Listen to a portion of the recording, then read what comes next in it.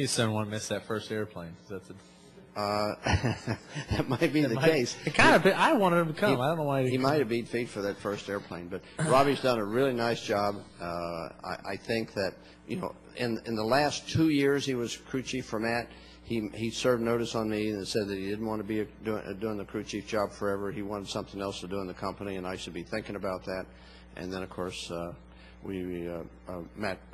Max Jones made his decision to move off to Doug's program. And when that happened, then we had the opening. It was, okay, it's fish or cut bait here, Robbie. Are you going to work for somebody else, or are you going to be the boss? And so he made the decision to step off. But the other thing that's there, there is a chance that Carl may have had enough of him today, because he has a tendency to Carl Matt under the most stressful circumstance. And I'm not sure that doesn't rankle Carlson. We've got one here. We'll go to Jen and we'll go upstairs. Austin Kilgore, Dallas Blog. Carl, in a couple of those restarts in the middle of the race when you were leading the 18, he was pushing you all the way to turn one. Yep. Can you kind of describe how your car was behaving on the restarts? Not very well with him pushing me. And then how much of the restarts that had happened prior to the race going into that last one were you thinking about what you could do to really get away from the 48? Yeah, the restarts are very important, obviously more towards the end of the race. I just personally try to be very conservative on the restarts because it seems like that's when a lot of wrecks happen.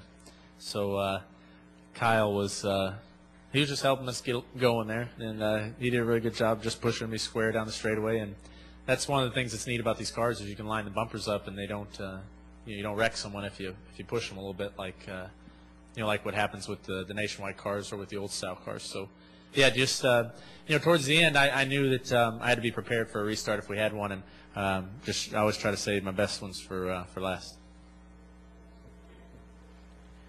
Carl, when you were penalized, you said this isn't going to change anything. I'm just going to keep doing my thing. And then you almost won at Atlanta. Well, you could have won if not for the motor pump. Right. And now you did win. So is this sort of backing up that statement you made, these runs and these days? Well, yeah. I mean, it's just the truth. I mean, it doesn't matter if we get penalized. I mean, we might get a 100-point penalty for something today. It doesn't change what I do. I just do the best I can, and our cars are really good, and it does feel good to win though, and look in there and see the oil tank cover on the car. That's good. I just this is what we do. We go out and try to win. And the other stuff doesn't matter. We'll go upstairs for a question. Nate Ryan, USA Today. Carl, you said that you're not supposed to look at racing as an easy thing, but many of your rivals probably would say you're doing exactly that lately on mile-and-a-half tracks. Kyle Busch said that he thought you didn't show your full hand, that you could have led every lap today. Could you answer that and talk about maybe how dominant you've been on the intermediate tracks this year, and might you concede that perhaps your dominance might be influencing your opinion on how good the handling of the cars are? What's the question exactly? Talk about how dominant you are on the mile-and-a-half tracks. Okay. And along with that, I mean, it's looking a lot easier for you than it is for these other guys who are complaining about how badly their cars are handled. Right. I mean, it's just my opinion. When I say I really like this type of racing, I really like the difficult tires and all that, I just like it. That's my opinion. That's where I stand, and I like it. So it's evident by how well we run. If I was running 15th, I might have a different opinion. But right now we are running very well, and that it's good. I mean, that's what we do is we work real hard, and when we run like this, it's fun. I don't know what else to say about it. I have zero issue about it.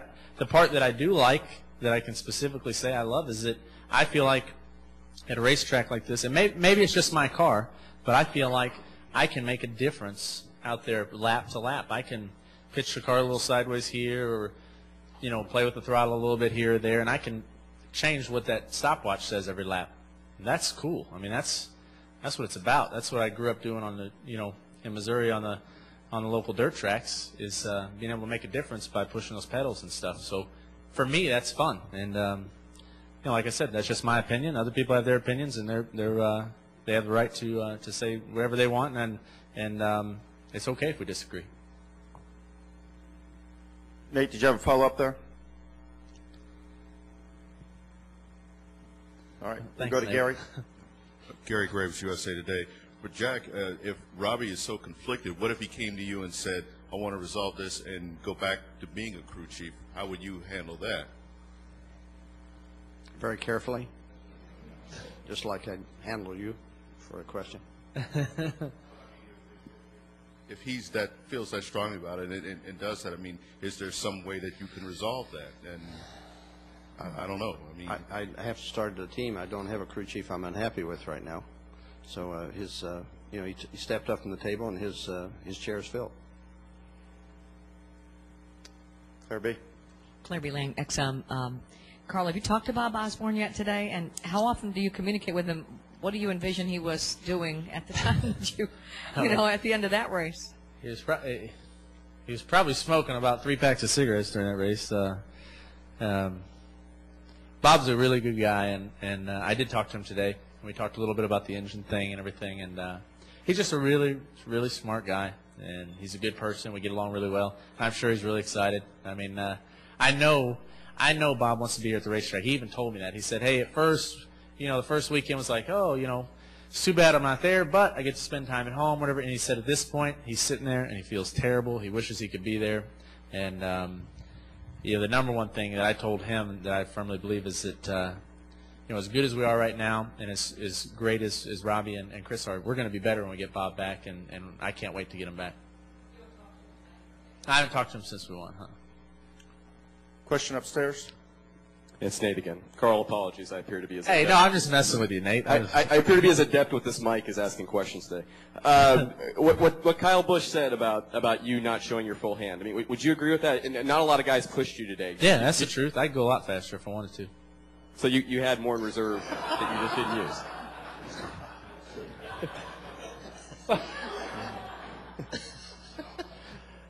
What do you want me to say? I want you to say whether or not you showed your full hand today. I just told you. Okay, thanks. Dave. You got good questions, Nate. I give you credit. Carl, how much of the testing on the Car Tomorrow program did you do for Roush? And if you did a bunch of it, does that help explain why, yours is maybe a little bit better than the other four? I've done as much as they'll let me do. I mean, I think all of us, everyone realized when I mean, it was embarrassing, a couple of those races that we first went to, how far off we were. And I think everyone, all of us stepped up. I mean, Greg, I think Greg and I are going to do a test somewhere. We're going to both be testing. Jamie and I have done tests together. Everyone's done everything they can. And I think everyone feels the same way. And I know for me personally, I see the benefit, and I know that everyone else does. So we'll test, all we can to be the best we can be. The test. I don't think I've done more than the other guys. The testing genie is out of the bottle. We had a chance to limit the testing, to limit the costs, and to limit the tires and do all that, and we haven't done that. Collectively, as an industry, haven't done that. So the teams that can buy the most tires, the teams that can run the most people around, are the ones that have the most testing opportunity right now. And we Roush Fenway don't mean to be further disadvantaged of that. We were disadvantaged. We were caught off guard. I didn't guess that what was going to happen last year was going to have a wide open test program, but that's what we got, and we're caught up. We'll go upstairs for another question. Lee Spencer, Fox Sports. Is the key to maintaining your dominance right now is to not become complacent? Yeah, I mean, I think with any, in any competition, you can't ever. I don't think anyone's ever been good for a long time sat back and said, hey, we're great right now. So, yeah, we just have to keep working hard. I know I'm doing everything I can, and I know Jack is too. Another question from upstairs. Bob Margolis with Yahoo Sports. Carl, without giving much away, you looked amazing with the car off the corner. Would you say that's where you guys have made your biggest moves? Is it going in or coming out? It looks like it's coming out the corner. Yeah, I don't know. There were times in the race where I thought, I was watching Kyle Busch, and I thought, man, he's going to dominate this thing. And then there was another point where Matt Kenseth was leading, and I thought, man, he's got it in the bag. So it kind of depended on the run. It depended on where you were in the run. The cars moved around a lot, and like I said, you could really kind of play around with stuff and be better here or there. There was a lot of sacrifice through the corner. So for us personally, though, we've been working on a lot of different things. Any further questions? Quick points up.